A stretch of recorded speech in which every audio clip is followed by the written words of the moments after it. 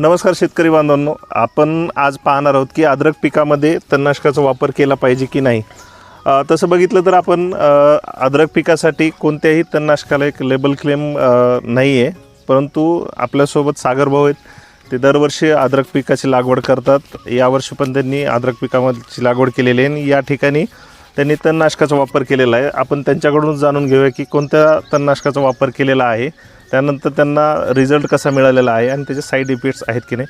भाऊ नमस्कार. नमस्कार. तुम्ही ही जवळपास 1 महिना झाला आहे प्लॉटची लागवड करून, तर यामध्ये कोणत्या तणनाशकाचा वापर केलेला आहे? मी 21व्या दिवशी याच्यात तणनाशक म्हणून सुमिनारा वापरलं.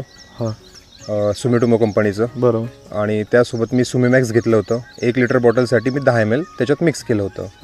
आणि प्रति पंप ते मी 15 लिटरच्या पंपाला 100 ml असं प्रमाण मी घेतलं होतं, सुमिनारा प्लस सुमिमॅक्सचं. हां, जवळपास 6 ते 7 दिवस झालेत या प्लॉटवर कॉम्बिनेशन स्प्रे करून. तुम्ही पाहू शकता रिझल्ट अतिशय चांगला आलेला आपल्याला या ठिकाणी दिसतोय.